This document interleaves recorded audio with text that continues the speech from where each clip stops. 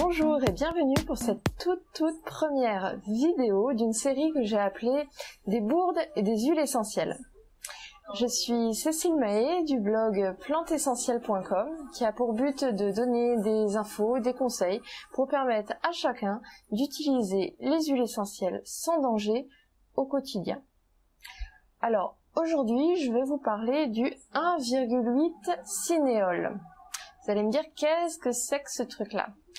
Eh bien le 1,8 cinéole, c'est un composé chimique qu'on retrouve de façon majoritaire dans certaines huiles essentielles. Alors lesquelles? Si je vous dis que le 1,8 cinéole s'appelle aussi l'eucalyptol, du coup c'est plus clair, on le retrouve dans les huiles essentielles d'Eucalyptus globulus, d'Eucalyptus radiata, en très grande majorité, plus de 60-70%.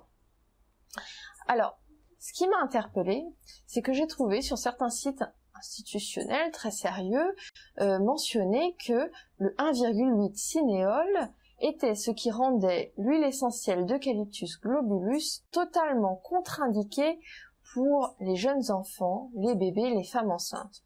Je me suis dit, tiens, c'est bizarre, hein. Pourquoi l'Eucalyptus radiata, qui en contient aussi en très forte proportion, n'est pas concerné, et au contraire, lui, il est réputé être utilisable sur tout le monde.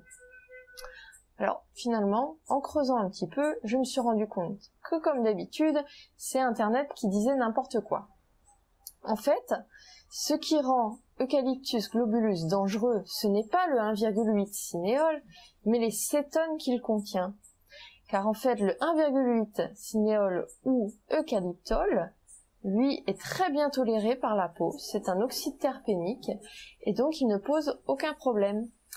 L'huile essentielle d'Eucalyptus radiata peut donc être utilisée sans souci sur les femmes enceintes à partir du 2e trimestre, même sur les bébés à partir de 3 mois, à condition évidemment de la diluer dans de l'huile végétale. Voilà, je vous invite à télécharger la fiche sur les propriétés et l'utilisation de l'Eucalyptus radiata, qui est vraiment une huile essentielle merveilleuse pour tout ce qui est maux de l'hiver, pour bronchite, rhume, toux grasse, les otites, sinusites, plein de choses, aussi bien en préventif qu'en curatif. Et puis je vous dis à bientôt pour une nouvelle vidéo. Au revoir.